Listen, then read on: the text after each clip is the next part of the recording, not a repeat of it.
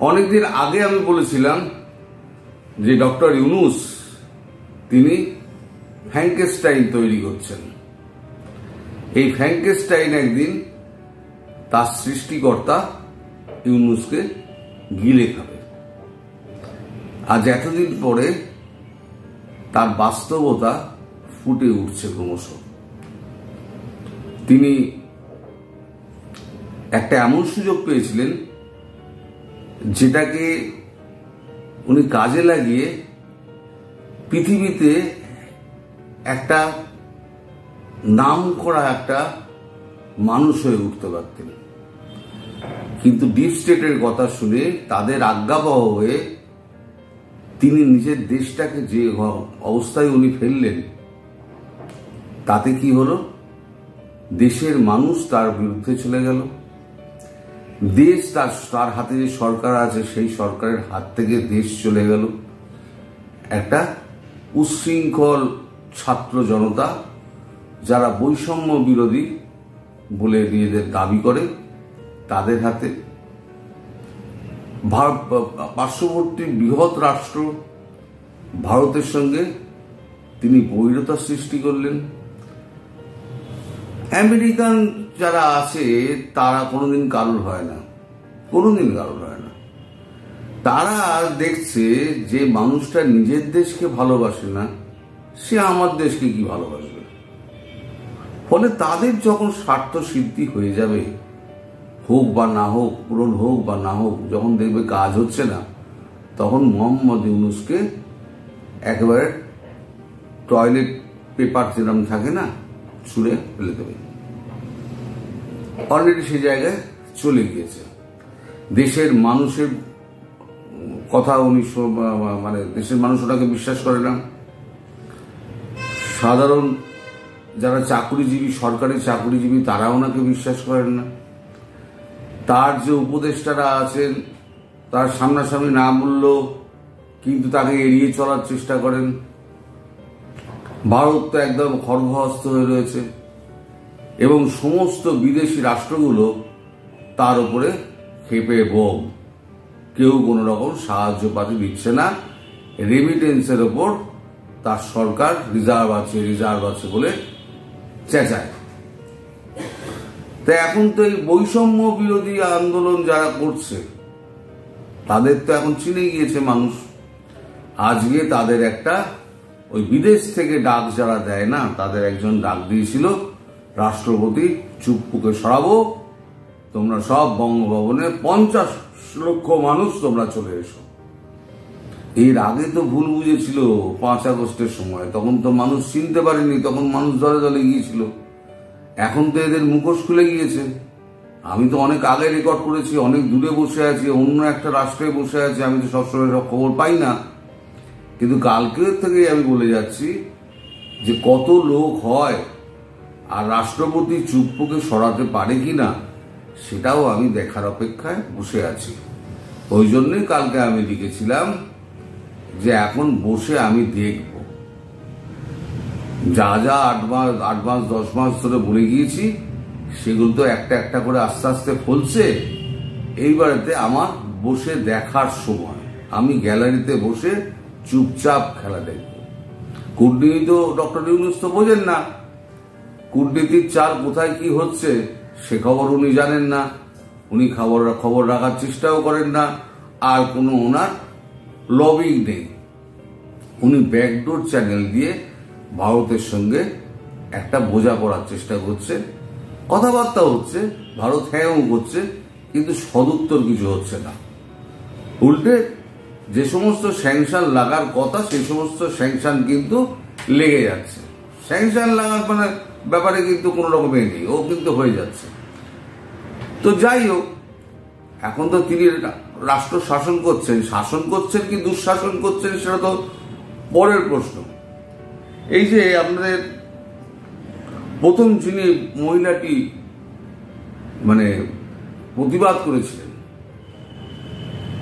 তাবাসসুম উর্মি, তাকে একদিন বাদে বরখাস্ত করা হয়েছে। সেই ম্যাজিস্ট্রেট, তাকে বরখাস্ত করা হয়েছে। দেশটা কোথায় নিয়ে যাচ্ছে সত্যি কথা বললে পরে সত্যি কাজ করলে পরে তার উপরে খড়গ নেমে আসবে।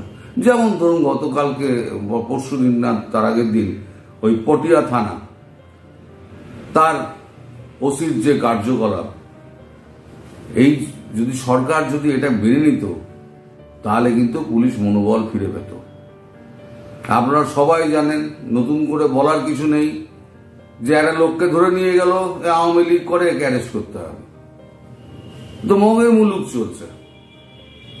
তিনি একজনকে ধরে নিয়েছেন, সেই নিয়ে এখন বিক্ষোভ, তারপরে লাঠিচার্জ করেছেন, এখন তারপরে চলছে, তাকে ব্যবস্থা নিতে হবে। আলটিমেটলি সরকার এই মবের কাছে নথি স্বীকার করে সেই ওসিকে সরিয়ে দিতে বাধ্য হলো। তাহলে আপনি বলুন, এই সরকার কিসের সরকার? এর জনতার উপরে তো কোনো কন্ট্রোল আছে? এই ফ্র্যাঙ্কেস্টাইনের উপরে কোনো কন্ট্রোল আছে? নেই। তাই বলছি, তিনি খুব শিগগিরই ওই ফ্র্যাঙ্কেস্টাইনের হাতেই মারা পড়বেন। আর বাকি যেটুকু থাকবে সে তো ভারতবর্ষ তো ব্যবস্থা করবেই। সেটা কবে করবেন, কিভাবে করবেন, সেটা আমাদের এখন একটু দেখতে হবে, একটু সময় লাগবে। এখন এই যে আপনাদের ওই যে মাফলার ব্যান্ড, প্রেস সচিব মাফলার দিয়ে থাকেন, মাফলার ব্যান্ড, তিনি এখানে লিখেছেন চ্যানেল 24 নিউজে, এখানে লেখা হয়েছে, কোন রাজনৈতিক দলে যোগ না দেওয়ার সিদ্ধান্ত নিয়েছি শফিকুর আলম। নিজের ওজন বোঝে না, এরে কে নেবে? একে কেউ নেবে? এ তো পাতে দেওয়ার যোগ্য নয়, একটা মূর্খ, কোনো বুদ্ধি নেই, কোনো জ্ঞান নেই, তাকে কে নেবে? সে উল্টো পাল্টা ভাঁট বকে বরং ইউনূসকে আরো বিপদে ফেলে দিয়েছে। যদি ওকে মুখ চুপ করে রাখা যেত, যদি ইউনূস মুখ চুপ করে থাকতেন, নিজের কাজটা নিজে করে যেতেন, এদেরকে যদি নথি স্বীকার না করতেন, তাহলে পরে এটা ভালো হতো। কিন্তু ডিপ স্টেটের কথা উনি শুনেছেন। এখন তিনি যে মর্যাদাটা পেতেন সারা বিশ্ব জুড়ে, সেটা তো গেছেই। এখন বাকিটুকু ওনার সম্মান তো গেলই, এখন প্রাণটা থাকে কিনা সেটা সন্দেহ। কারণ পায়ের তলায় কিন্তু ইউনূসের মাটি কিন্তু জমি নেই। যে কোনো দিন ইউনূস সরকারের পতন হবে। এখন আপনারা বলেন যে পতন হবে, তার তো কোনো চিহ্ন নেই। এই যে 5 আগস্ট যে হঠাৎ শেখ হাসিনাকে সরে আসতে হবে, 5 আগস্ট বা 4 আগস্ট সকালেও কি আপনারা বুঝতে পেরেছিলেন? যারা আওয়ামী লীগ করেন তারা নিশ্চিন্তে ঘরের মধ্যে বসছিলেন, সরকার তো আছে। এই কনফিডেন্স আপনাদের শেষ করে দিয়েছে। এই কনফিডেন্সটা অতটা যদি না থাকতো, আপনারা যদি একটুখানি একটু সোজা হয়ে থাকতেন, একটু সতর্ক থাকতেন, তাহলে কিন্তু আজকে আপনাদের এই অবস্থা হতো না। এই কনফিডেন্সটা আপনাদের মেরে দিয়েছে, যে কনফিডেন্সটা মারবে ডক্টর ইউনূসকে। শুরু হয় এভাবেই, শেষও হয় এভাবে। সুতরাং এখন বসে নাটক দেখুন, অনেক কিছু দেখার বাকি আছে। আমি জানি না বিকেল অবধি কি হবে না হবে, কারণ আমি অনেক দূরে বসে খবরাখবর ঠিক সময় মতো পাই না। তবে আমার যা আন্দাজ, রাষ্ট্রপতি চুপ্পুকেও সরানো যাবে না, আর এদের যত হম্বিতম্বি কোনোটাই হচ্ছে মানে ফলপ্রসূ হবে না। ওয়াকারুজ্জামানকে যদি টিকে থাকতে হয় তার আসনে, তাহলে পরে তাকে কিন্তু এখন ডান্ডা ধরতে হবে। আর জাতির কাছে যদি বিশ্বাসঘাতক একবার প্রমাণিত হয়ে যান ওয়াকারুজ্জামান, তাহলে যেমন জাতি যেমন ডক্টর ইউনূসকে ক্ষমা করবে না, তেমন ওয়াকারুজ্জামানকেও ক্ষমা করবে না। এটা আপনারা লিখে রেখে দেবেন। এবং ইতিহাসের পাতাতেও একজন খলনায়ক হিসেবে, দুজন খলনায়ক হিসেবে নাম থাকবে। এক হচ্ছে ডক্টর ইউনূস, আর এক হচ্ছে ওয়াকারুজ্জামান। এখন দেখা যাক কতটা আমার এই ভবিষ্যৎবাণী ফলপ্রসূ হয়। সবাই ভালো থাকবেন।